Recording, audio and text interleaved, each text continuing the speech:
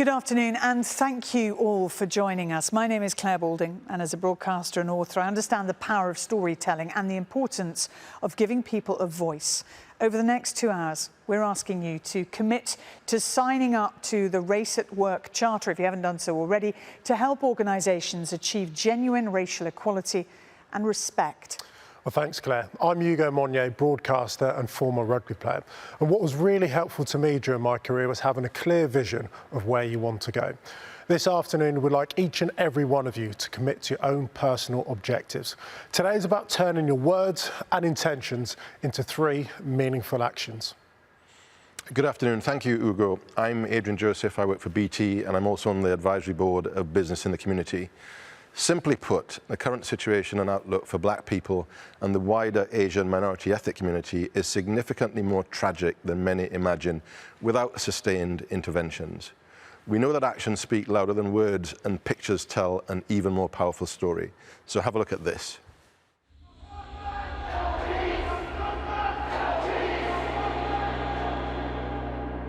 For too long, I think people have denied that it's been a thing.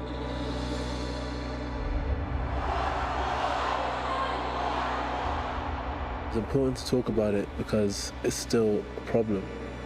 I can't speak on the behalf of a black community, but I can tell my story.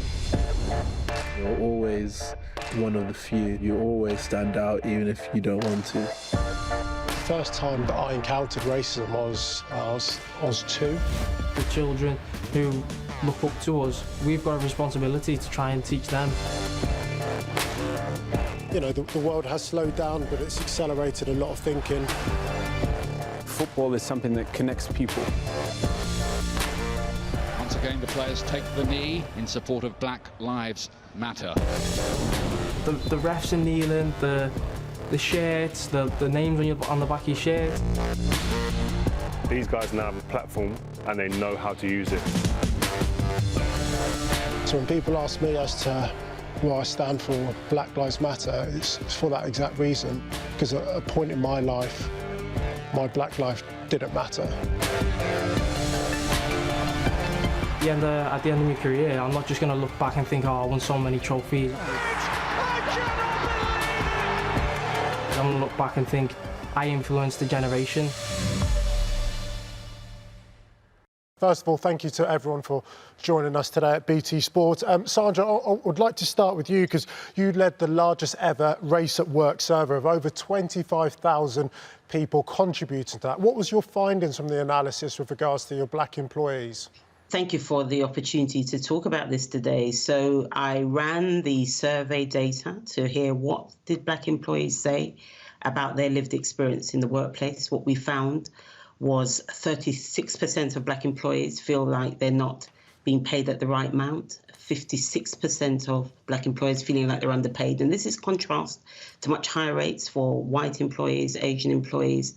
So we've used the opportunity with this report to amplify the calls from the McGregor-Smith review to let's just introduce pay gap reporting, ethnicity pay gap reporting, get some transparency on pay.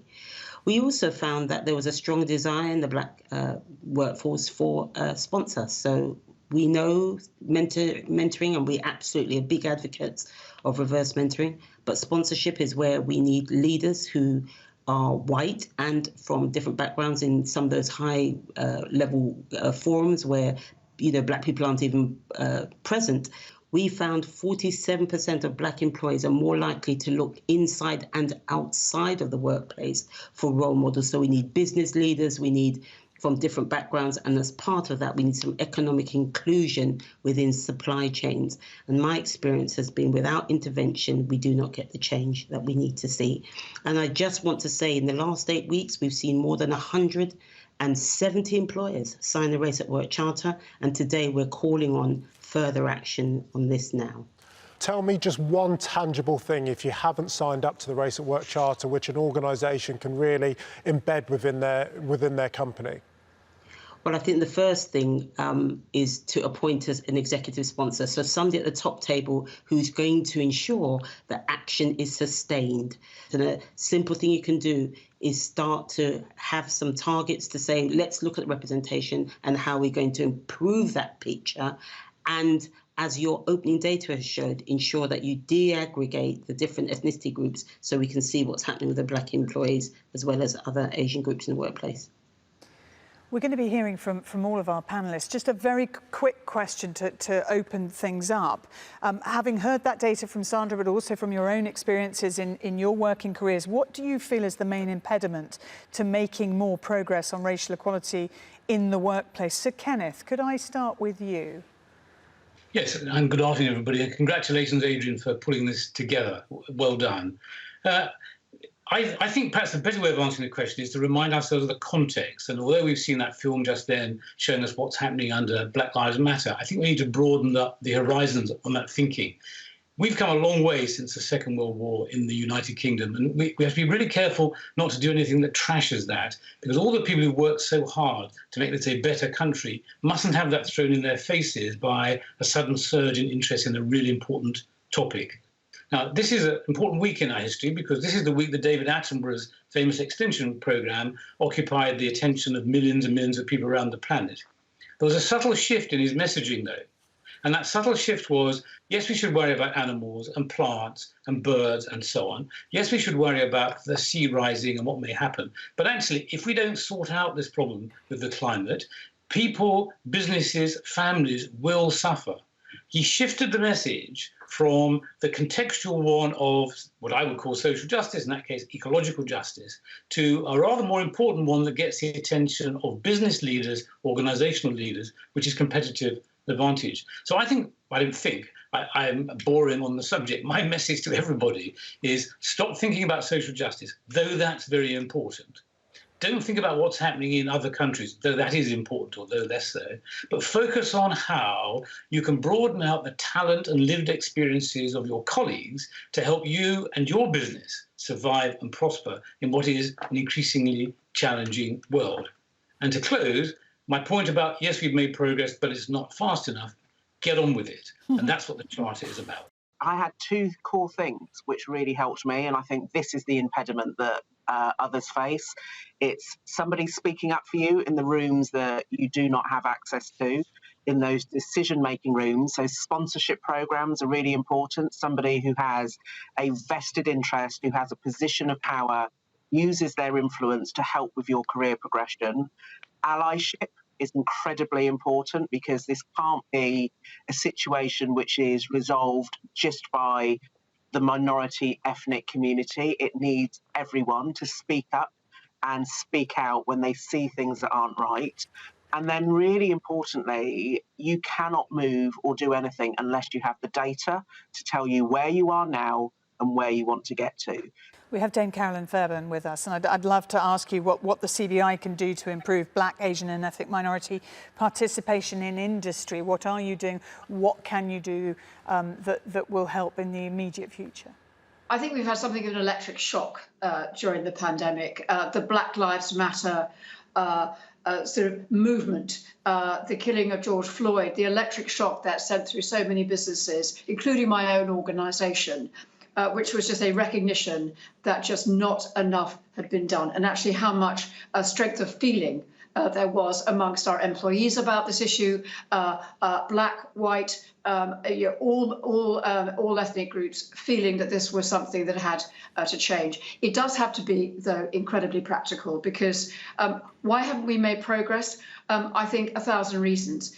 There's always been another priority. We think we've been doing the right thing. I think one of the things is that businesses and business leaders are now just really wanting to create those honest conversations so that there is just much more understanding about how what people talk about as lived experience. So one of the first things I would say is business can have really honest conversations among its employees about what it is like to be a black, racial minority employee in an organisation, and fix the problems.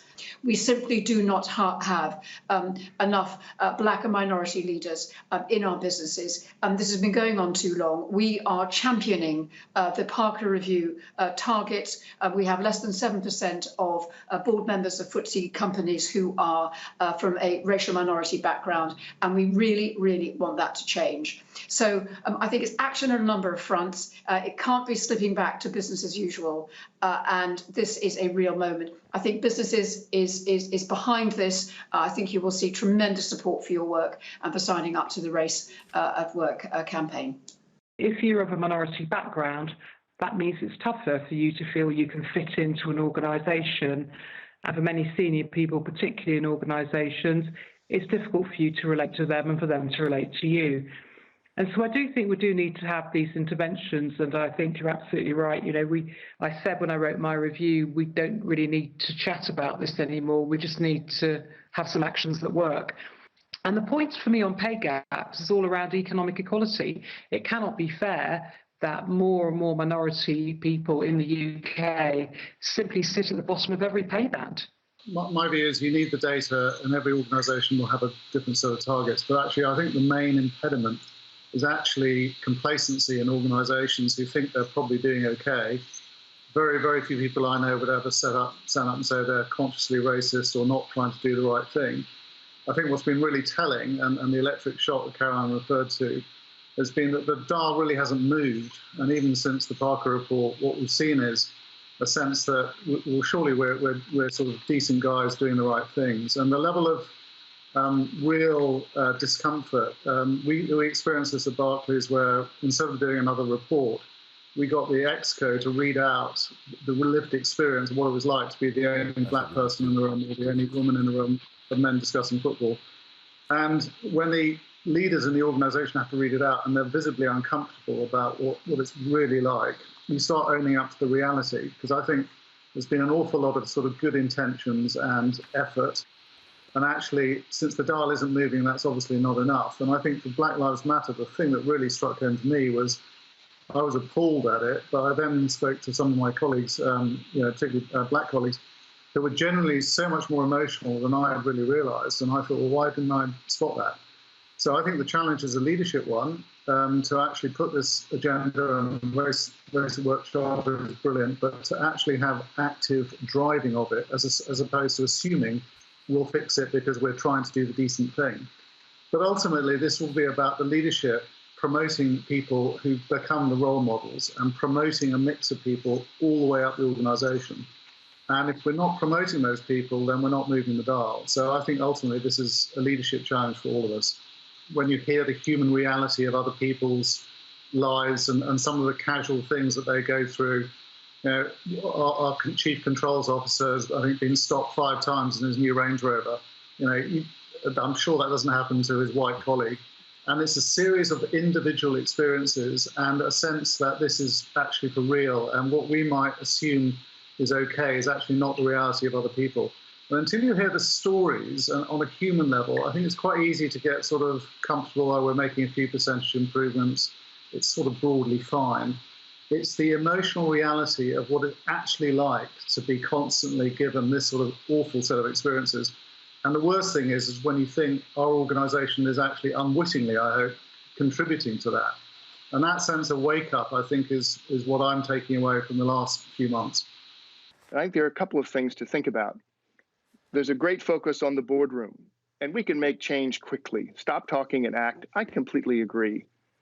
When you look at the gender changes in the UK, about 30% being women, and how fast that happened, there are great candidates. But I think as important, particularly for investors, is the executive suites. Is that we talked about someone being represented in the room. We want you to be in the room.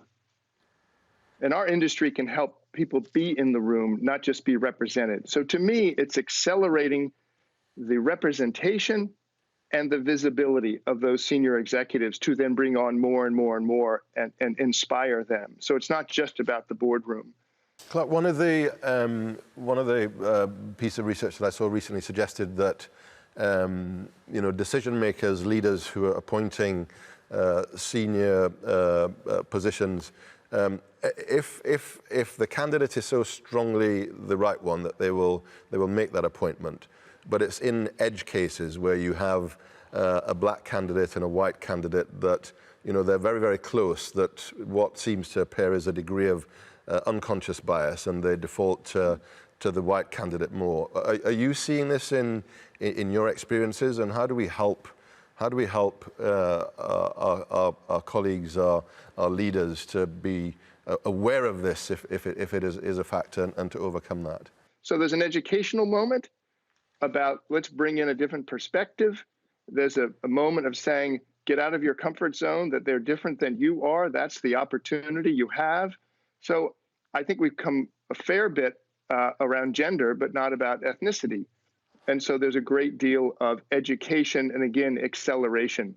The candidates, the people, the executives of tomorrow, they're there. They're there, and they're ready. We just have to give them acceleration and visibility. Sandra talked at the start about active listening, and I want to suggest that we need to supplement that with two other things: active seeing and active feeling.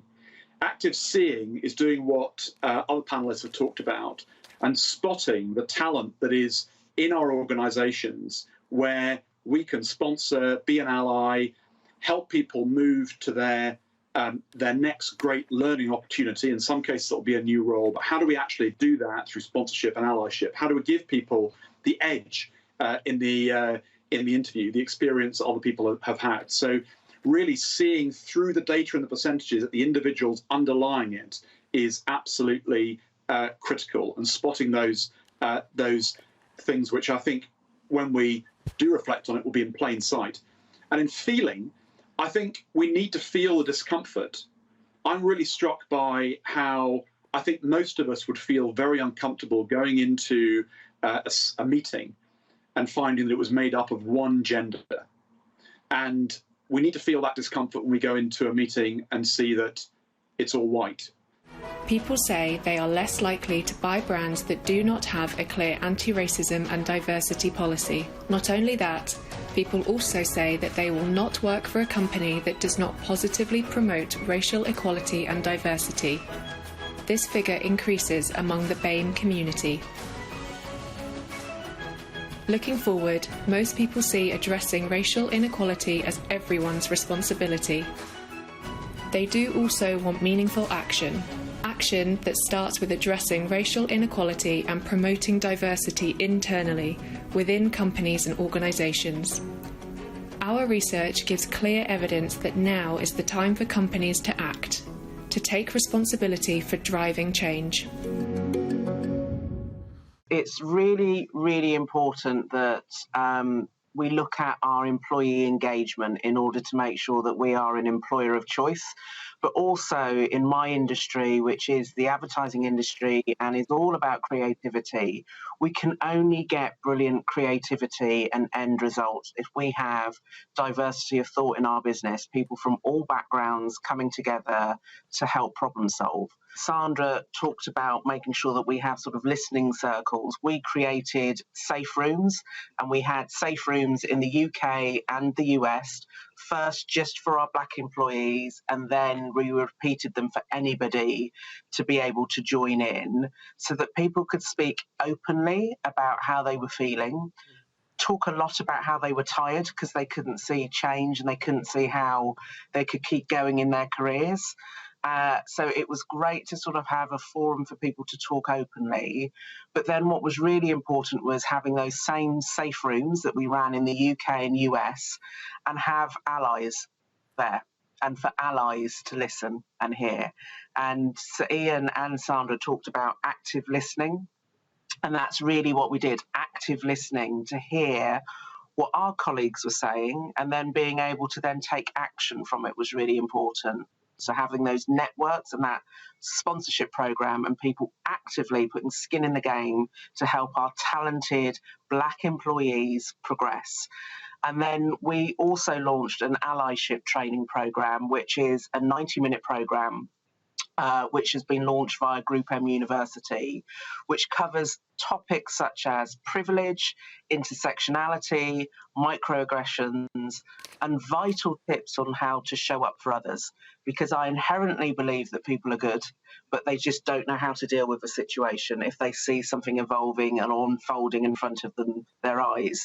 So an allyship training course, a 90-minute training course to really help people show up and be active allies, so that it's not left to the responsibility of the Black employee or the Black colleague to constantly keep having to defend themselves or have it affect their self-esteem and affect their confidence. The hardest bit is for a well-meaning executive, non-executive director to understand what people who aren't like them have gone through, the lived experience point that we make. The point is, how do I broaden the business person's mind to recognizing that diversity and inclusion is in their interest? And the answer to that is not to talk about social justice, because they go, yeah, but I've got another KPI review meeting. It's to talk about how their team can win. Well-educated white men at the top. How do you make them not feel under threat? Have you got the best team, and have you got the best out of your individual team? So have you got the width of talent, and you're not just recruiting groupthink? And that does mean typically more diversity of all types. And I think, you know, the racial agenda has been slower up the curve than gender, and then there are other types of diversity, particularly in types of sort of mental approach. But the thing which really struck me about where we've seen people address this well is that you get the whole person shows up. They feel confident about who they are, they love their place of work, and they give it 110%. And I think there's a direct relationship between how good we are at creating the right inclusive culture, which then means you will get diversity because a lot of people will feel at home there.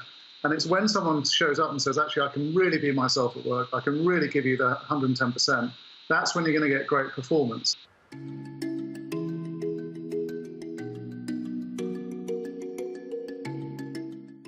Want to basically be part of a organisation that shapes the next generation, that is forward thinking, free thinking, and makes me feel comfortable in my own skin and doesn't make me feel like I am like an outsider, essentially. I would only consider working for a company if it has an equality statement and it is truly equal. What they probably need to do more is to make sure that all the words they say is actually action. In terms of sincerity and whether companies make good on their claims, I think that needs to be very much evidence-based, more than a marketing campaign which jumps on the bandwagon and says, we're going to do X, Y, and Z, look at us, aren't we great? I prefer to actually see the result. What I really hope, and would make me think a brand is more sincere, is when they're making changes that's not just short term, but more going into the long term. I think it's very easier said than done, and brands will kind of like jump on the bandwagon just to try and make themselves look good at the start of the whole kind of initiatives, but they need to carry that on. It needs to continue and continue and continue. It can't just be a short-lived phase. What would you each briefly say is the most important action you think we should take to make significant and sustainable change? And let's start with Clark Murphy. More visibility. Have them in the room, not just represented in the room, to give inspiration and aspiration to the broader networks. Visibility. Thank you. Baroness McGregor-Smith. Change leadership incentives. We've done a huge amount today of discussion around what works and doesn't work, but what we haven't really discussed is what do leaders get paid and on what basis? And if they actually got incentivized to do something about this, I think more of them would. Rupert McNeill, please.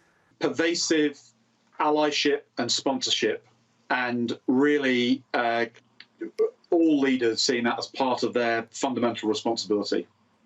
Sandra Curran, thank you so much for your presentation earlier as well, Sandra.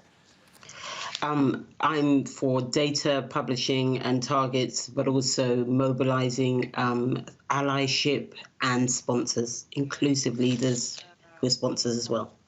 Serene Cheshire. I think we've got the will, we've got to drive through some actions now. Dame Carolyn Fairburn. Look at the young, talented people in your organisation. Back them, support them, help them progress. It's about listening to them and giving them the support they need to really succeed in every individual organisation. Karen Blackett. I agree with Ruby. What gets measured gets done. So make it a KPI or a target for leaders. But also what's really important is for all of our leaders to check their own circle and check their network. Because if there's no one within their circle of trusted advisors or their immediate network that does not look different to themselves, none of us are doing enough to create an inclusive culture in our businesses. And finally, Sir Kenneth. Today's focus is the Race Charter. Sign it and do it. Thank you very much to all of you. Thank you for your time. Thank you for your insights. And thank you for the impetus, I think, that you have provided us. Ugo, on something you said, within the very first film, you said you experienced racism for the first time when you were 2 years old. Yeah, it's something I've only spoken about publicly just a few weeks ago. Obviously, it's not a lovely story. It's nothing great, but yeah, during summer holidays, my mum would drop me off at a nursery. On that second day, when she picked me up, you know, I was in a flood of tears because I missed home and everything else. And the teacher at the time said that I was just missing home and just a little bit poorly. Anyway, when I got home, my mum got me changed and I couldn't quite calm down. She undressed me to put me in the bath, and she'd found out that my key worker, my nursery teacher, had put out 4 cigarettes down my spine. What? And that's, you know, that's the unwanted relationship that I have with racism. That's where it started at age 2. And so I think when we are talking about racism, we're talking at the very high end and how that can filter down. We're talking about good and evil, because that's what racism can drive people towards doing. So, you know, that's something that didn't just scar me physically, but mentally, but also had such a big effect on my mother because, you know, being a person, she's originally from Nigeria, coming here to make a way for herself and feel safe and have a better life. The hardest thing for me is that it wasn't just that one person who did that. And I'd love to speak to that teacher today, not out of fury or anger, but why? Why did she consider me to be nothing more than just an ashtray? But to each and every one of those other nursery teachers that was there, that would have been aware and did nothing, you know. Unfortunately, I get racially abused probably every couple of weeks. And at times when it's public, it's not just that person who's doing it. It's other people who witness it and just do nothing and being silent. And we've seen some wonderful quotes in the opening VT of saying that silence is just not enough at the moment. You've got to call things out. You've got to speak up on it. And you've got to, that's the only way in which you'll create change. I'm very aware that having this conversation and sharing my personal experience won't solve racism. But off the back of this, and I guess the epicenter of today is all about action, and the conversations need to turn to action, and I'm hoping that's what we get out of today. Absolutely. I mean, which is why, you know, we're going to look quite deeply in a minute at examples of that. And you know, there was a real theme coming out of the wrap up and throughout the piece of measurement of data. And very interesting, the other things that are happening around Black Lives Matter, and you see the images behind us. Sportsmen and women are now not only being allowed to have a voice, which for many years, frankly, they were told to shut up and dribble. Now, Ugo, very different in that you see everyone wanting to be an active part of a movement that can make a change. Yeah, it's really empowering. I look back to one of the great sportsmen that's ever taken to a ring, to a field, is Muhammad Ali, and I think the one thing that sets him apart from everything else is how active he was when he was at the top of his game, mid-20s, world champion, and he spoke up on things that really mattered. We're seeing it now. Marcus Rashford, LeBron James, we can see over our shoulders. It's amazing. We want to intrude into public people's privacy so much. The one thing we're accepting more so now than ever is not just the talent, but the human that's driving the talent. And it's so important that we take the whole package. What drives LeBron James? What are the things that make him who he is? What is his story? What is his journey? How's he got to that place? And some of that is actually fairly uncomfortable to listen to for certain people, and they now don't want to have it. They want to know what sneakers he's wearing. They want to know what nightclubs he's going out in, but they want to be able to pick and choose. I'm loving the fact that regardless of the backlash, that people are now emboldened, empowered to want to do that. Trent Alexander-Arnold, what a wonderful... I support Arsenal. I find it difficult saying this, but he's an incredible footballer for Liverpool. But he knows his metric for success when he retires isn't the amount of trophies he has in his cabinet, it's the generation that he can empower. And I absolutely love that. It's a message that needs to be just amplified as much as we can. So much to discuss, and we could easily, but we have 3 10-minute case studies showcasing how organisations tackle the most challenging problems in progressing anti-racist action plans. I'll tell you a little bit about how we got to 92% disclosure for 22,000 people, and more importantly, how we use that data to drive meaningful actions in the business. So starting with the how. So we collect detailed information for 19 ethnicity classifications for 22,000 people with 92% disclosure. And while it was important for us to have the good HR systems to enable people to share their information with us easily, I'd just like to highlight a couple of the cultural and softer issues that I think made a real difference in getting the disclosure rates up. So firstly, it was building trust.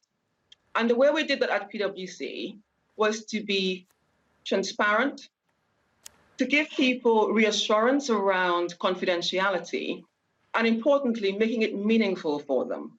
So we had a communications plan that told people clearly and honestly why we wanted the data from them. We were very clear on how we would use the data and the positive actions we were taking as a result, which means that we were one of the first organizations who were able to publish our ethnicity pay gap.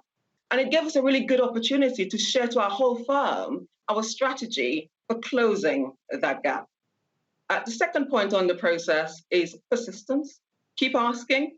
At PwC, very much a journey for us. So we made repeated requests throughout the year, but using processes that already existed. So you reduce the hassle for people.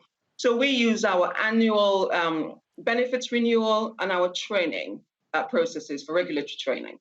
And the final point on the process piece was we really reinforced the message around collective responsibility that we all have for building a more inclusive business. And so a lot of our people started to see sharing the data as really doing their bit and playing their part to make our business more inclusive. We have made a real point of going granular.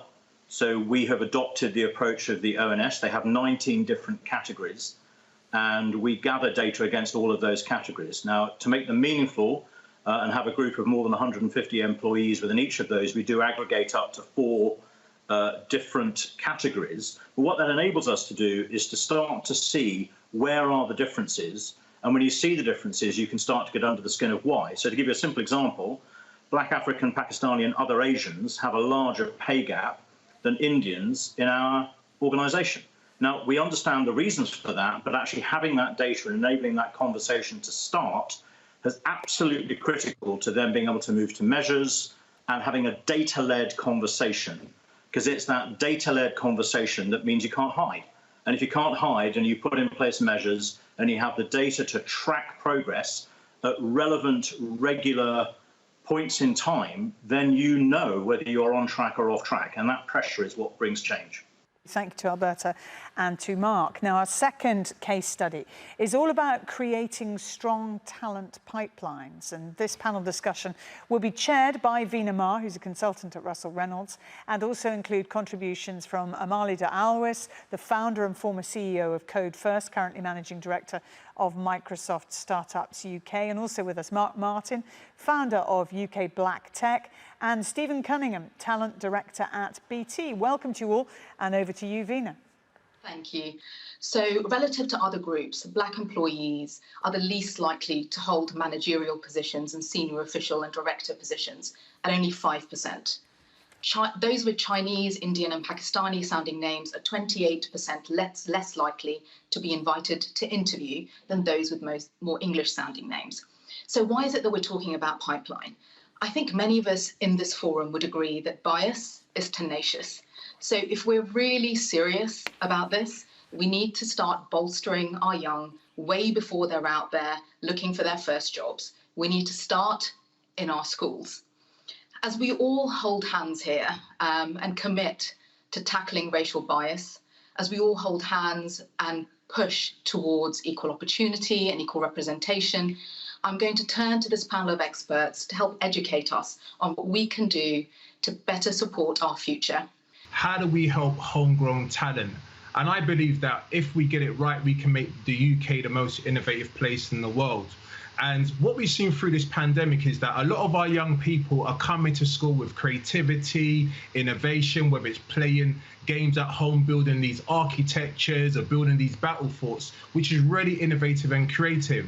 And then in school, we've seen through the pandemic where they've been in their local communities creating PPE kits and doing amazing stuff around creating websites to track coronavirus. So what we find is that the talent is there. The talent is there. The black talent is there amongst our youth.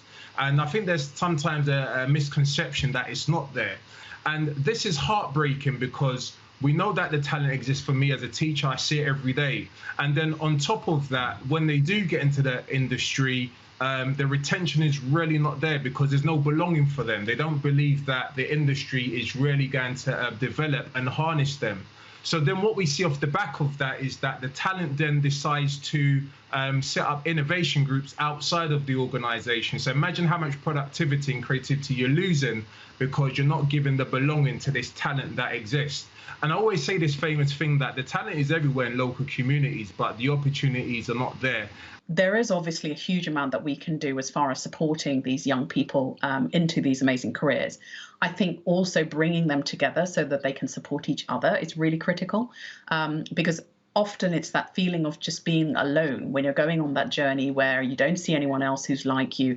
And that's just simply not the case. There are incredible individuals, and I'm sure Mark sees so many of them, talented young people who are coming through these careers. And for them to feel alone and to not go into careers because they feel that there is no one like them that they can kind of bounce ideas off and feel a sense of camaraderie with is a shame. So I think building really strong communities and then making sure that they get landed into the companies when they get there as well, so they are supported through growth, all of that is really critical as well. Many of those colleagues are not making it to the start line. So what grad employers need to do is to embrace the opportunity to reach in rather than wait for the finished product.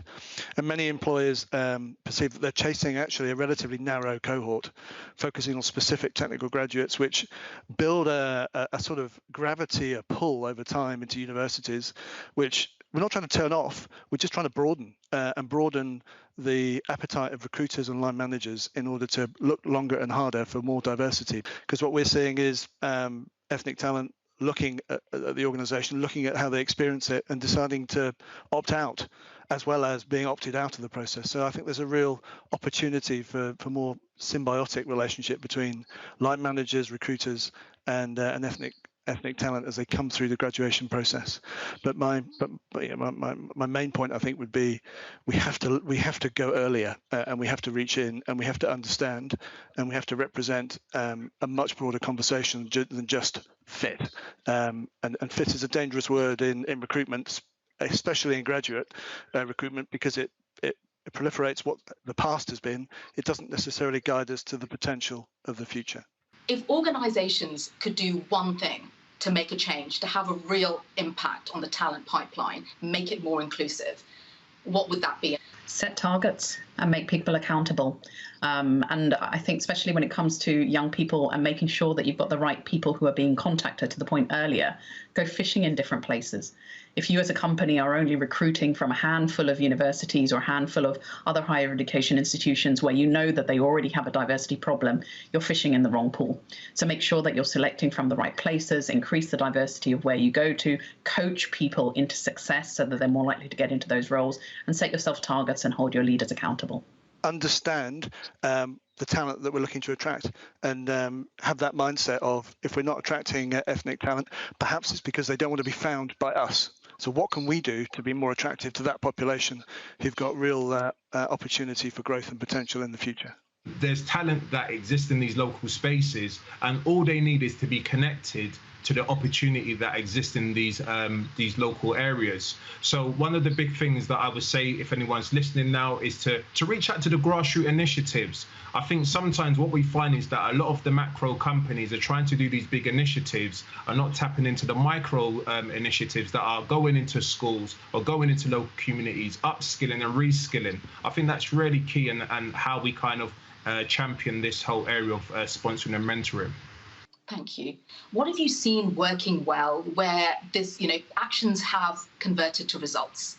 Yeah, I mean, there are some really, I think, great examples. So actually, I'd love to talk to BT, actually. So when I was Chief Executive of Code First Girls, we ran an amazing programme with them called BT Further, which was around supporting young women into the BT workforce. That cohort was about 50% actually from Black and ethnic minority backgrounds. You have some amazing young women from diverse backgrounds who are working in BT at the moment. And that was really around saying, look, let's bridge that gap. We know that these young women are bright and capable. We know that they want to work for BT, within tech. We know they want to become software developers. They don't have all the skills they need to have at this point, but can we help them get that? And really sort of take that barrier-led approach to say, look, what is stopping these amazing young women from different ethnic backgrounds working for this company, which is obviously driving jobs, doing really innovative work, and let's help them to actually bridge that gap. So taking a really practical approach to getting them into the workforce. This is really important when we're talking about representation in local communities, because we know that the technology is now coming to harm and exclude certain demographics. And I was really disheartened when I saw facial recognition stop and search in a 14-year-old black schoolboy on the way home because the data sets are all wrong. And I think that we need to raise the representation across the country, or if not, we're going to exclude those that we're trying to serve. I think back to something I heard recently, a woman named Hannah Naima McCloskey, who runs an amazing organisation called Fearless Futures, and she was on a webcast which was hosted by BYP Network and WiseWest, and she was saying, talking about being an ally. And she was saying, look, being an ally is more than just being a good human being, right? Being an ally is being active, it's being engaged, it's speaking up, it's going out of your way, doing something which isn't just, being a good person. And I think that's the thing that companies need to take on board as well. When they come to that partner, you need to get involved, you need to champion, you need to be reaching out for these companies and helping them to kind of find their way. And it's not just around, okay, we'll give you a little bit of money, or we'll put your name on our website and that's it. Really engage and make a difference there. Thank you, Veena and panel. I think it was a very nice bridge to you, Justine, and I'll hand over to you to begin the conversation on allyship. Thank you, Adrian. During this period, the ability to sort of assert that you can take up space is becoming less important than the ability to empower others, particularly when you aren't able to look over their shoulders virtually. The ability to get people to fit is less valuable than creating the psychological safety for people to be authentic. And actually, uncomfortable sometimes, because this period has made us uncomfortable. And experience has only so much to offer when we're in this uncharted territory. So there's a lot around empowerment, vulnerability, curiosity that is essential for leadership during this period. And actually, these are the key tenets of allyship. So the first point I would want to make is that allyship is in no way a distraction. Learning to be a good ally is in no way a distraction from all of the business survival pressures that we're under right now. It is actually an imperative, and it links very nicely with what needs to happen for business. Somebody who is an ally is an active ally. So they are interested in how you feel. They try and empathise with how you feel. They try and understand your day-to-day lived experience as a black person in their business, and they track and they have conversations in rooms that you don't have, that I don't have access to, or you don't have access to as a black person, and they advocate for you. But fundamentally, they do their best to empathise and to actively help you and support you as you're going through the experience. Whereas a saviour assumes they understand what the issue is. They talk at you, they don't listen to you, and they, to a certain degree, assume the experience you're having and dictate to you, which is a lot harder to deal with. And I think there's a really big piece in actually people understanding how to show up when you're trying to be an ally. You need to be able to sort of face yourself, to go on a journey of learning, of vulnerability, of getting it wrong, and being prepared to ask how you can get it right. So there's a sense of really partnering with and not taking a superior posture, but sort of a posture of being on the same team. When this all kind of happened, obviously the senior leadership weren't necessarily aware or in connection with the experiences that the employee body were having, or how important the issue was to the employee body. And actually watching them actually pivot once they did understand and actively apologise. So come back to the employee body, say, we're really sorry about what's happened, and we're going to try to do better, and we're going to try and create a plan that works in order for us to move the needle and move forward, and actually then work with the employee body to do that. To me, is the kind of pivot that we want to see leaders do. I think it's really hard to maintain that transparency, but if you can, it's a game changer. A game changer in terms of building trust. So allyship has 4 aspects to it. There's a personal journey that involves looking at yourself. That can be uncomfortable. The second part is an interpersonal journey. You need to have the courage to actually connect with other people and connect with them not in an instrumental way, but in a relational way, in a two-way street. You also need the courage to challenge some of your peers. There's also a cultural aspect of allyship, which is being aware as a leader what your ripple effects are and what sort of environment you're creating for other people, encouraging them to be on the journey with you as well. And finally, there's a structural aspect where you are vigilant in looking at things that you're doing, decisions you're making, areas that you could be engaged, where you see opportunities to remove barriers of racism. If you don't know how to invest in talent that looks different from you, it's going to be a journey of doing that, and you're never going to get there. It's an ongoing journey. So these are just a few aspects of allyship, and I hope that people leave today ready to be a more active ally than they already are. And thank you, Joe, for your contribution. Thank you to both Justine and to Joe and Ugo. I know listening to Joe, you could see there was a lot of familiarity with what she was saying. Yeah, especially with regards to allyship. You know, for me, having played a team sport, I understand the impact of what it is. And there was a few things. The first thing is having a high degree of introspection. I remember whenever I played a game and reviewed a game on a Monday, before we'd analyse the opposition, we'd look at who we were and what we could do better. And I think it's probably not human instinct to want to look within, but it's a habit that you have to get used to and better at. So having that. And with regards to understanding and empathy, and it goes back to what I mentioned earlier in the day of how do you make the unrelatable relatable? You are very much asking people today to sign up to the Race at Work Charter if they haven't done already. Yep. And just to take us through the key points of what that means, by signing up to this, you are committing to do what? Well, you're committing to do the 5 things that Sandra mentioned at the start. So, appoint a senior exec, capture the data. That's a critical and fundamental part of this, of course. Commit at board level to zero tolerance for harassment and bullying. And we've seen a lot of that reported in the Race at Work survey that Sandra mentioned. Supporting quality in the workplace is really the responsibility of all of us, of leaders, as managers, as individuals. It's on our shoulders to do that, and really taking action that supports career progression. So those are what you might call the fundamentals. But to Ruby's point, we need to do more. We need to do more than this. And so what we're asking everybody on the call today, and I think we had over 300 people register for this event, is to walk away from this with 3 new actions, 3 new commitments that you're going to start working on tomorrow when you get back into the virtual or physical office. Justine, for example, what would you say if you're going to make one active statement here, a meaningful action? What is it going to be for you personally? As you talked about, go micro, not macro. For you personally, what is it going to be? What I would say is, I think it would be game-changing if leaders decided that allyship was a core leadership competency. I think it would be game-changing because I think all of a sudden it would be understood as something that was essential at the top. Brilliant. And I guess for yourselves, Amali, what's the one takeaway? What's the one thing that you've learned on which you're going to try and implement into your organisations? I think from my side, it's that I need to hold my own leaders accountable as well. And not to say that I don't think that they're already doing amazing things, but I think to educate ourselves around what we are doing, obviously signing up to the Charter, and just making sure that we hold ourselves accountable going forwards. The key words, I mean, it's been fascinating to listen to. It's been a real, I think, an education, but allowing arguments to develop. But it seems to me that the absolute pillars of change and what is required is transparency, and that means data. Trust, and that's about allyship and supporting each other.